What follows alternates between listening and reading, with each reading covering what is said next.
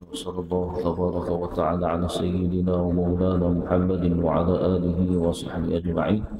سبحانك لا علم لنا إلا ما علمتنا إنك أنت العليم الحكيم ولا حول ولا قوة إلا بالله العلي العظيم.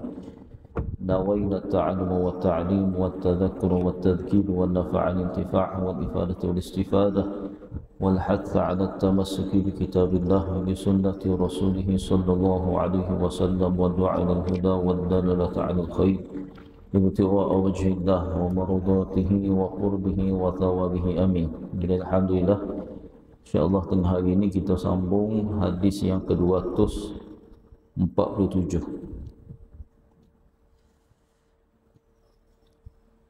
Qala Rasulullah sallallahu alaihi wasallam wa inna qabla khuruj ad-dajjal thalatha sanawat.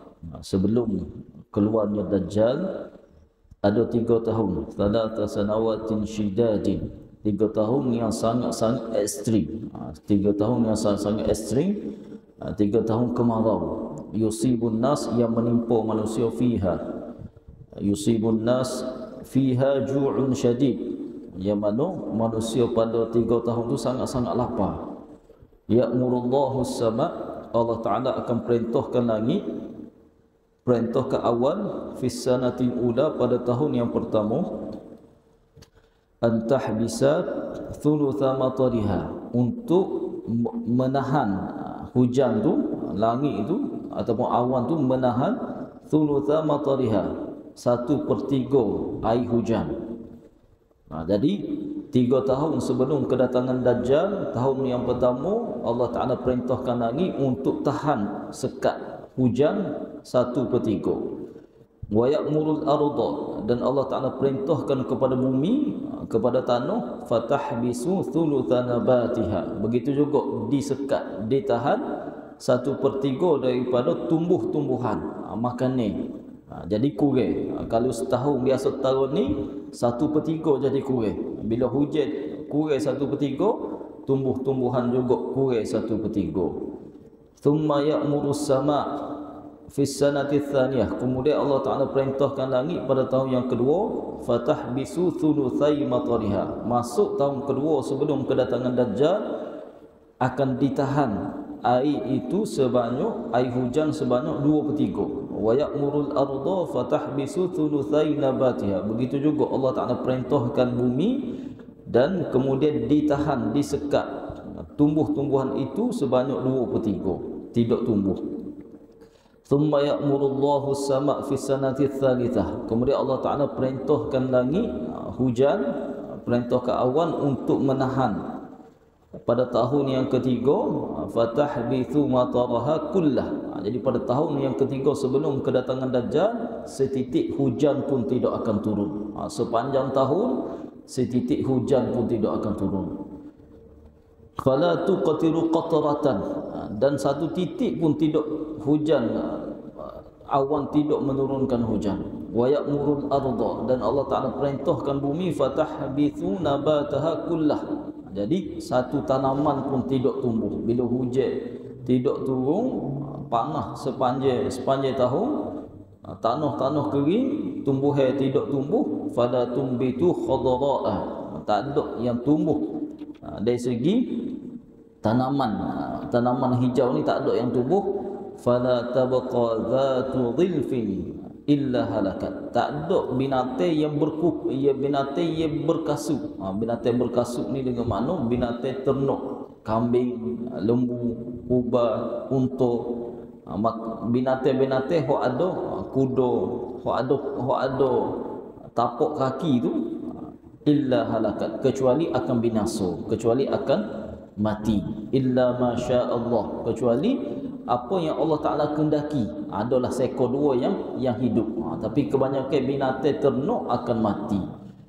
Qila fama ya'ishun nas, jadi ditanya kepada Rasulullah SAW pada masa kemarau itu, selama 3 tahun itu, fama ya'ishun nas fi dhalika zaman, bagaimana manusia boleh hidup pada ketika itu? Qala at-tahlil wat-takbir wat-tasbih wat-tahmid, manusia iaitu orang-orang beriman pada masa itu akan hidup dengan tahlil, dengan mana sebut berzikir la ilaha illallah, wat takbir Allahu akbar, wat tasbih subhanallah, wat tahmid alhamdulillah. Dengan makna mereka akan merasa kenyang dengan banyak berzikir kepada Allah Subhanahu Wa Taala. Jadi kita moga-moga kita juga termasuk dalam golongan orang yang mana sebelum kedatangan Dajjal lagi, orang yang banyak ingat kepada Allah, orang yang banyak menyebut nama Allah, orang yang banyak berzikir kepada Allah, orang yang banyak ingat kepada Allah. Jadi orang lagu ni bila mari Dajjal, mereka sudah mempersiapkan diri mereka untuk menghadapi musim-musim kemarau yang mana mereka akan merasa kenyang dengan zikir-zikir itu. Maknanya bukan nak tunggu Dajjal baru nak berzikir, nak tunggu Dajjal baru nak ingat Allah Ta'ala, nak tunggu Dajjal baru nak buka Al-Quran. Tidak. Kerana bimbang-bimbang takut masa tu baru kita nak zikir, masa tu baru kita nak ingat Allah Ta'ala. Bimbang-bimbang kita ni adalah pengikut Dajjal. Kerana ujian pada mata su sangat-sangat berat. Maknanya bukan kata secara adat mustahil kita nak zikir 1000 kali sehari pun mustahil rasa kenyang. Maknanya secara adat kita kenyang melalui makanan. Tapi orang yang mana Allah Ta'ala beri kemanisan pada zikir dia, kemanisan pada amal ibadah, dia duduk berzikir tu rasa kenyang dah. Mana sebelum Dajjal mari dia kenyang dah. Duduk zikir tu rasa manis, duduk zikir tu rasa suka. Dua amal ibadah tu rasa manis, dua amal ibadah tu rasa kenyang. Atau buat kerja lain pun tak apa. Maknanya berlaku lagu tu. Makna moga-moga Allah Ta'ala beri juga kepada kita rasa suka kita buat amal ibadah, rasa manis kita duduk berzikir kepada Allah Ta'ala. Moga-moga istiqamah kita sampailah kita mati, walaupun tidak sempat dengan zaman Dajjal sekalipun. Kemudian wa yujra dzalika alaihim majrat ta'am, dan dijadikan yang demikian itu seperti makanan. Sebenarnya zikir ini adalah makanan malaikat. Malaikat hidup mereka dengan asbab zikir. Kalulah malaikat tu tidak berzikir, nescaya malaikat tu akan mati. Cuma tabiat malaikat ni beramal ibadah. Tabiat malaikat ni Allah Ta'ala jadikan mereka beramal ibadah, berzikir, ingat kepada Allah. Tabiat kita bukan lagu tu, kena paksa, kena usaha. Jadi pada ketika tu makanan orang-orang beriman pada masa itu adalah seperti makanan mereka, iaitu zikir, tasbih, istighfar, ikutlah apa saja jenis-jenis zikir.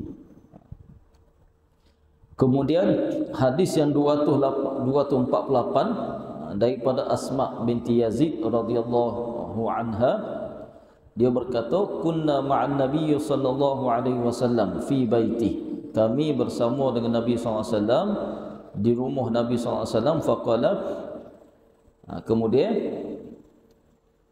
ada beberapa sahabat ni duduk bersama Nabi di rumah Nabi, ada urusan. Idza kana qabla khurujid dajjal, kemudian Rasulullah ayat apabila sebelum keluarnya Dajjal bi thalathi sinin, 3 tahun sebelum keluarnya Dajjal, lebih kurang serupa je. Habasatis sama'u thulutha qatariha, langit ataupun awan akan menahan 1/3 daripada air hujan. Wa habasatil ardu thulutha nabatiha, begitu juga bumi, tanah akan menahan 1/3 tumbuh-tumbuhan. Fa idza kanatis sanatu tsaniyah habasatis sama'u thuluthai qatariha, tahun yang kedua langit akan menahan 2/3 hujan. Wa habasatil ardu thuluthai nabatiha, dan juga bumi akan menahan 2/3 tumbuh-tumbuhan. Fa idza kanatis sanatu tsalisah, tahun yang ketiga habasatis sama qatrahu kullah, langit akan menahan hujan semua sekali, tidak turun hujan sepanjang tahun. Wa habasatil ardu nabataha kullah, begitu juga tumbuh-tumbuhan tidak akan tumbuh. Fala yabqa dzu khuffin wala dhilfin illa halak, dan tidak tinggal binatang-binatang yang berkuku dan juga binatang-binatang yang ada tapak kaki kecuali mati belaka. Ayam, kambing, lembu, kobra, segala binatang-binatang ternak itu akan mati, kecuali sedikitlah, kecuali sedikit.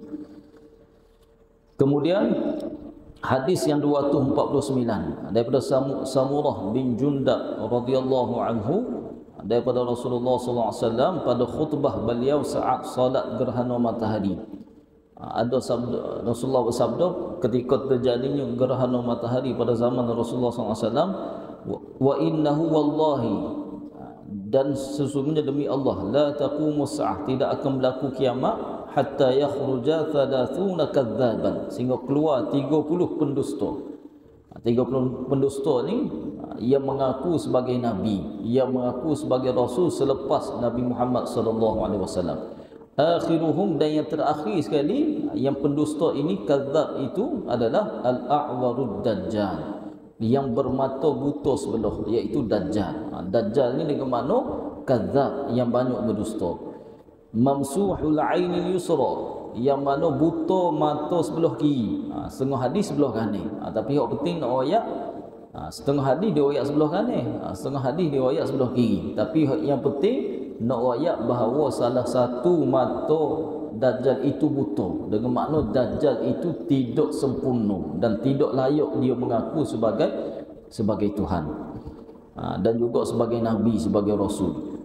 Wala yakuna dzalika kadzalika hatta taraw umuran yatafaqamu sya'nuha fi anfusikum, dan juga tidak akan nak sapa keadaan lagu tu kecuali semakin lama semakin teruk, semakin lama maksiat semakin banyak, semakin lama semakin jauh daripada agama, semakin lama jauh daripada ilmu, semakin lama semakin jauh daripada Allah Taala. Sapalah nak kepada keadaan tu, nak sapa kepada Dajjal tu.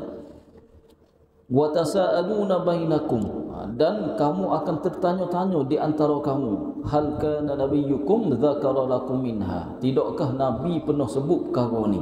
Dengan makna daripada zaman Rasulullah SAW sampailah kepada zaman keluarnya Dajjal, pelbagai peristiwa-peristiwa besar yang berlaku, yang telah berlaku ataupun sedang berlaku. Pelbagai musibah, bencana, maksiat, ikutlah gapo sekalipun, makin lama makin berat sampailah keluarnya Dajjal. Jadi sehingga tertanya-tanya, bila mari satu perkara sehingga tertanya-tanya, adakah Nabi SAW pernah cerita dah kau perkara ni? Musibah kau, bencana kau, peperangan kau. Hal kana nabiyyukum dzakara lakum minha dzikra wa hatta tazula jibalun an maratibiha, dan juga sehingga gunung-gunung akan bergeser daripada tempat dia.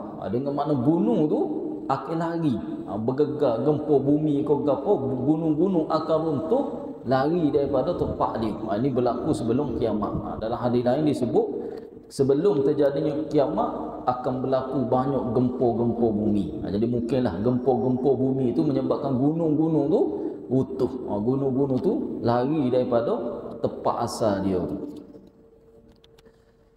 Kemudian hadis 250 daripada Jabir bin Abdullah radhiyallahu anhu, bersabda Rasulullah SAW, yakhrujud dajjalu fi khafqatin minad din, Dajjal akan muncul di tengah-tengah kekosongan daripada agama. Dengan makna di saat kemarau, di saat bencana, orang jadi kurang, jadi cakna kepada agama tu jadi kurang. Kita zaman ni boleh makan, boleh minum, boleh hidup lagi, boleh cari rezeki. Tapi di saat musibah tak mikir dah nak mari sejid ko, nak belajar agama ko, nak semaya sunat ko, nak zikir ko. Sebagaimana peperangan. Bila sesebuah negara tu, macam di negara Arab, bila berlaku peperangan di Syria apa semua, orang takut. Nak semaya pun dalam keadaan takut, nak buat amal ibadah pun dalam keadaan takut. Hanya memikirkan bagaimana nak selamat diri. Nak selamat diri boleh hidup di zaman-zaman peperangan. Begitu juga di zaman-zaman bencana alam, di zaman-zaman kemarau. Kemarau yang sangat-sangat dahsyat, orang tak mikir dah nak pergi sejid ko, nak belajar agama dah. Orang mikir semata-mata untuk hidup. Jadi pada saat tu agama jadi kurang. Pegangan agama jadi kurang. Semata-mata orang mikir lagu mana nak hidup pada saat kemarau yang sangat-sangat dahsyat. Wa idbari minal ilmi, dan juga di saat ilmu ditinggalkan. Tak ada dah nak ngajar ko, nak dakwah ko, nak amal ma'ruf nahi munkar ko, nak terai pasal agama ko, tak ada dah. Orang mikir semata-mata boleh nak hidup je. Pada masa tu nak mikir boleh nak hidup. Jadi orang yang tak ada akidah, jauh daripada agama, pada masa tu akan jauh lagi. Orang yang buat maksiat lebih-lebih lagi pada masa tu akan jauh daripada agama. Saat itulah Dajjal bila dia keluar, dia akan bawa makan dia. Dia akan bawa syurga dia. Dia akan bawa mana-mana hak sokong dia, mengaku dia sebagai Nabi, mengaku dia sebagai Tuhan, akan tumbuh-tumbuhan. Hujan akan turun, akan jadi seni, binatang membiak, sungai mengalir. Ada makna boleh jadi seni, bertambah harta. Itu pengikut Dajjal. Pada masa itulah ujian dari segi akidah. Siapa-siapa mengikut Dajjal, beriman dengan Dajjal, mereka itulah akan menjadi kafir. Nauzubillah. Jadi masa tu agama tu jadi kurang tu.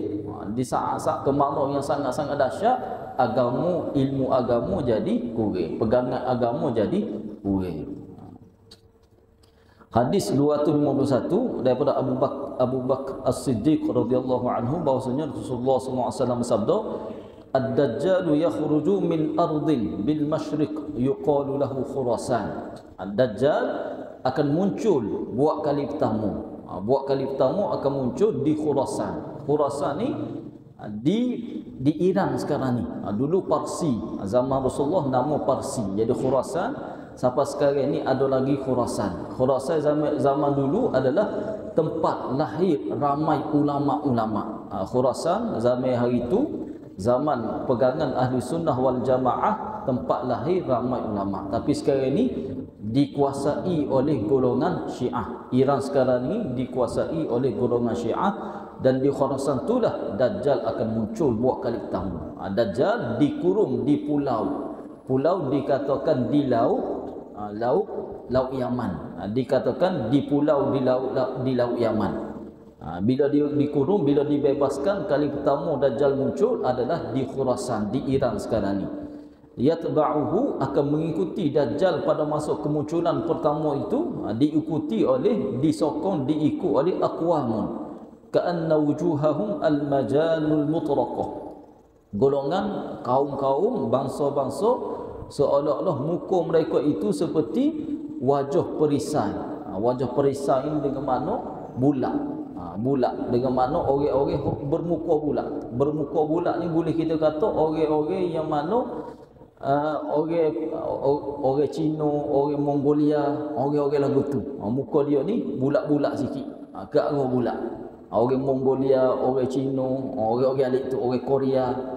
Dan juga diikuti oleh Yahudi. Hadis seterusnya dinyatakan bila Dajjal muncul juga diikuti oleh golongan Yahudi. Kalau kita tengok pada atas muka dunia ni, golongan orang-orang hok muka bulat ni, Mongolia ko, orang Cina ko, orang Korea ko, orang Jepun ko, nak kata ramai masuk Islam tu tidak. Bangsa ye bukan bangsa beragama Islam. Kalau kita sebut orang Melayu, ikutlah Melayu Malaysia ko, Indonesia ko, Singapura ko, Selatan Thailand ko, bila sebut Melayu Islam.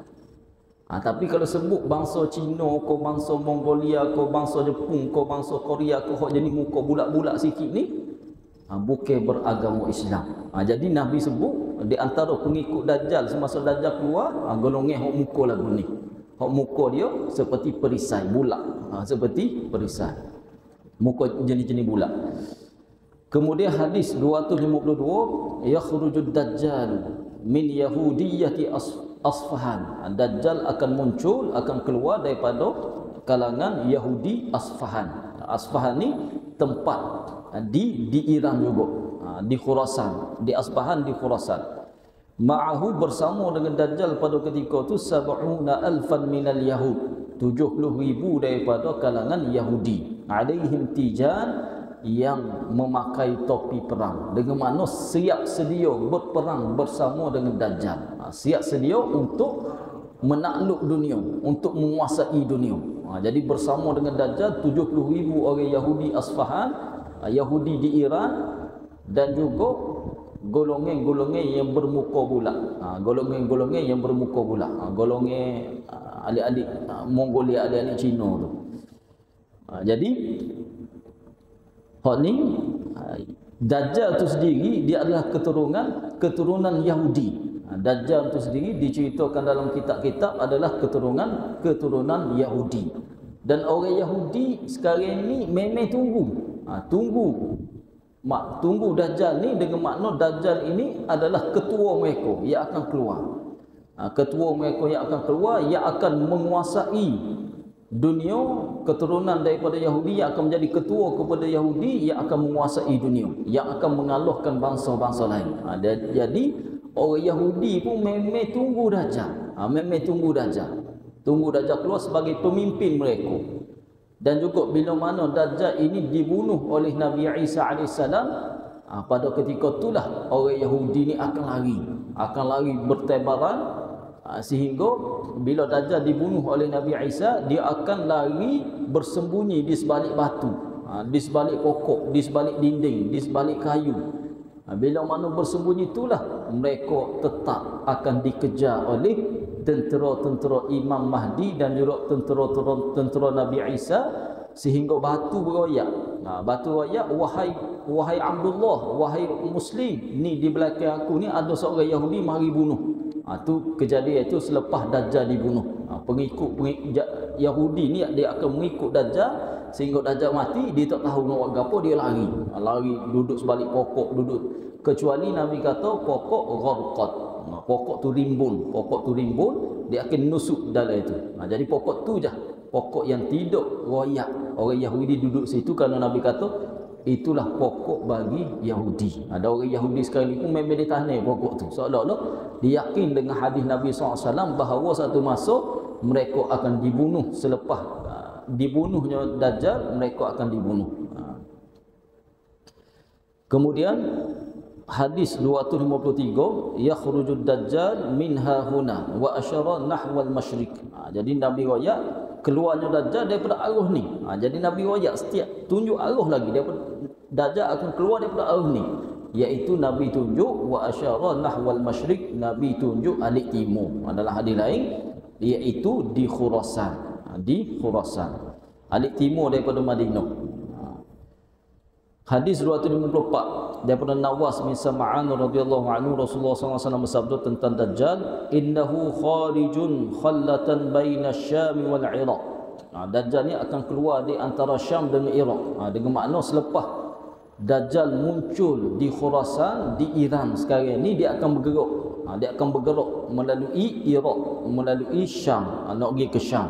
Kerana pada ketika itu tentera Imam Mahdi berpusat di Syam. Benteng kekuatan umat Islam, kem tentera umat Islam pada masa itu berada di Syam. Dengan makna selepas Dajjal keluar, dia akan menguasai seluruh dunia, kecuali tak boleh masuk Mekah dan juga Madinah. Tempat lain siapa berlaku, tempat lain Dajjal akan siapa cari pengikut, siapa nak ikut Dajjal, siapa nak beriman kepada Dajjal.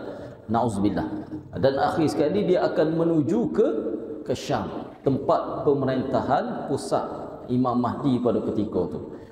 Fa'atha yaminan wa'atha shimalan. Dan juga dia akan membuat kerosakan kiri kanan. Dengan makna semua tempat dia pergi ni, kiri kanan itu dengan makna rata Dajjal pergi.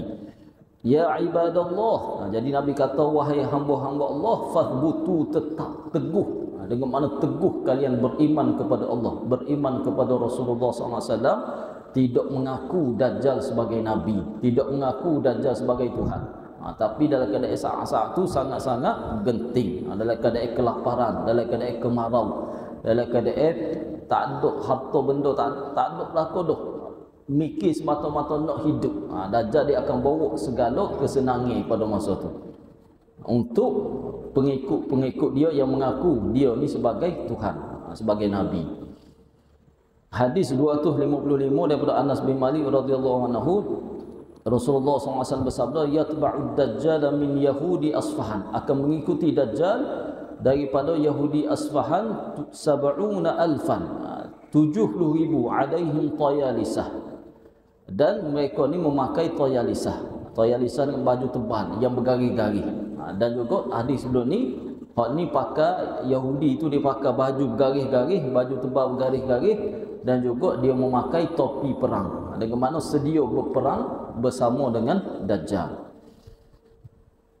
Hadis 256, yang sya'u nash'un yaqra'una al-Quran, akan muncul golongan yang membaca Al-Quran, la yujawizu taraqiyahum, yang mana Al-Quran itu tidak lepas daripada kerongkong. Dengan makna baca Al-Quran tu comel dah.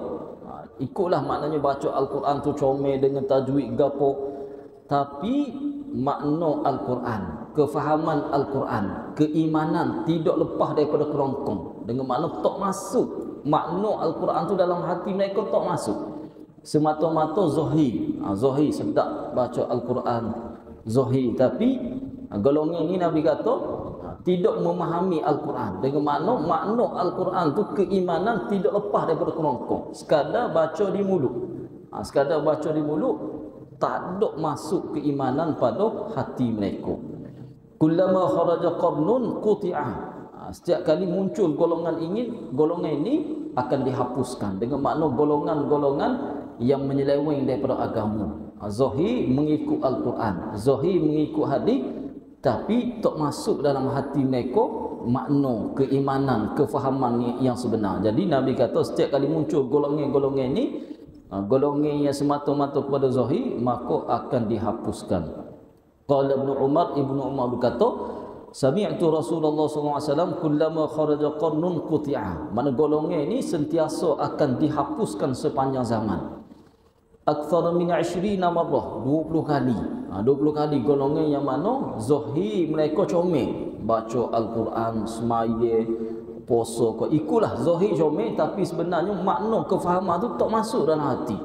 Sebagaimana golongan Daesh, golongan ISIS, yang mana mereka ni zahir nak menegakkan khilafah, nak menegakkan daulah Islamiyah, tapi bila kefahaman tak ada, pergi bunuh sesama Islam.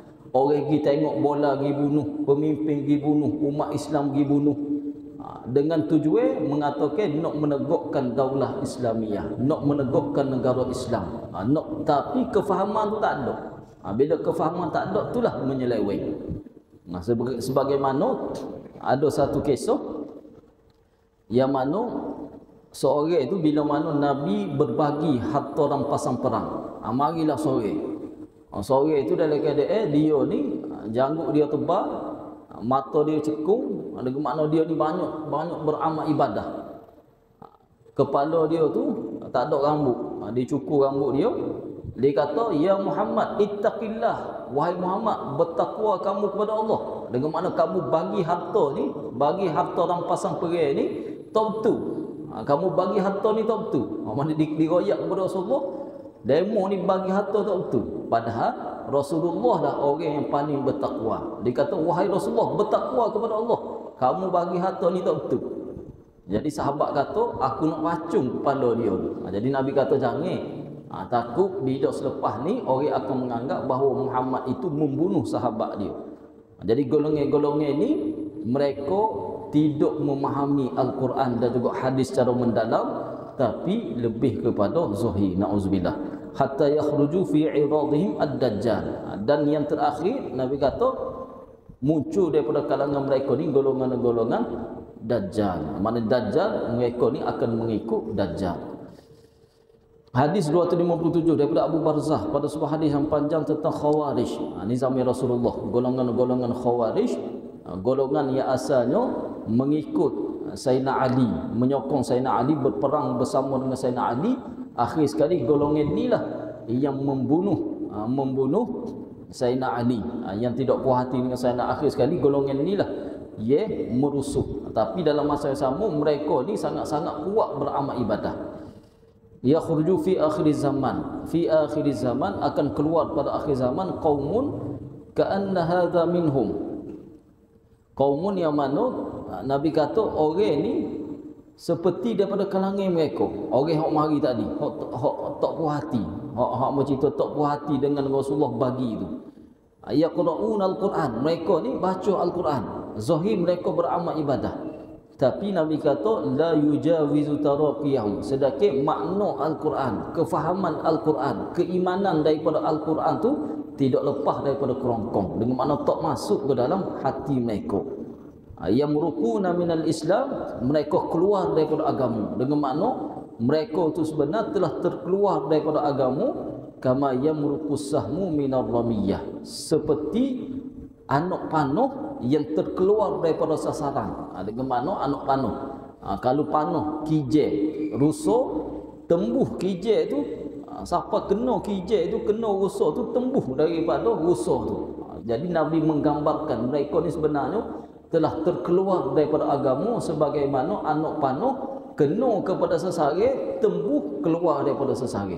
Keluar daripada, kalau rusak, kalau kijai, tembuh daripada kijai itu. Simahum, dan ciri-ciri mereka ni at-tahliq. Tahliq dengan mana suka cukur rambut. Kita cukur rambut tak ada masalah, tapi Nabi nak ayat golongan lagu ni. Ada golongan yang mana ciri mereka suka cukur rambut.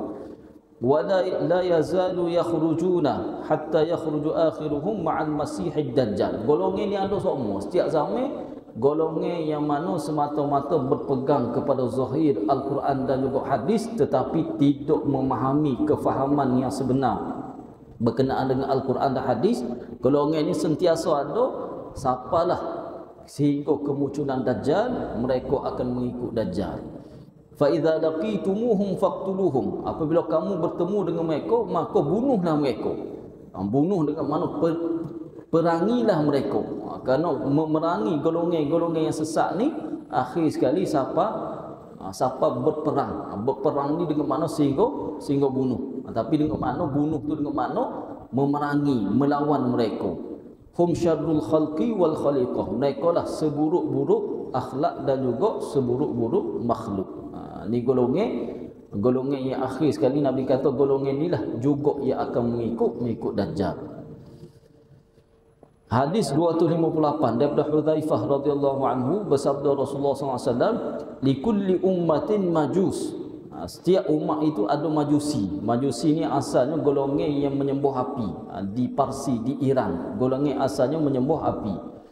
Wa majusu hadhil ummah, dan juga majusi bagi umat ni dengan makna zahir mereka itu umat Islam, tapi sebenarnya Nabi kata mereka inilah seperti golongan majusi, dengan makna golongan yang telah terkeluar daripada agama. Alladzina yaquluna la qadar, tidak ada qadar. Ni zaman-zaman hari tu, zaman-zaman permulaan Islam, ada golongan yang mana tidak mengaku qada dan qadar. Sedangkan kita beriman kepada Allah.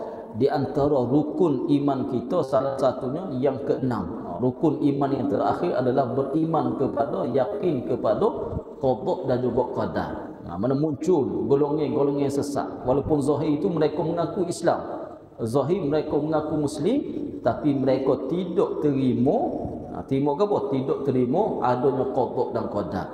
Sebagaimana zaman Sayyidina Abu Bakar, selepas zaman Nabi SAW, zaman Sayyidina Abu Bakar, ada dah golongan yang tidak menolak zakat, tidak terima zakat, menolak zakat, sehingga Sayyidina Umar kata, Sayyidina Abu Bakar kata, kalaulah mereka pada zaman Rasulullah bayar zakat sekadar tali unta. Tali unta tu nak kata zakat sikit sangat, zakat yang dibayar tu sekadar tali unta, sekalipun kalau mereka tolak untuk bayar kepada aku, mereka menolak zakat zaman aku ni, maka aku akan berperang dengan mereka. Berperang ni dengan makna bunuh. Berperang dengan makna berperang sehingga bunuh. Itu dengan makna pada ijtihad Sayyidina Abu Bakar bahawa mereka ni telah terkeluar daripada agama kerana mereka menolak hukum agama, menolak zakat. Jadi golongan hok majusi ni, Nabi kata majusi umat ini, yang asalnya majusi itu adalah yang menyembah api. Jadi Nabi kata majusi umat ini orang yang berkata tidak ada qadar, dengan mana tidak ada ketentuan daripada Allah, tidak ada qada dan juga qadar. Salah satu daripada rukun iman, iaitu rukun iman yang keenam.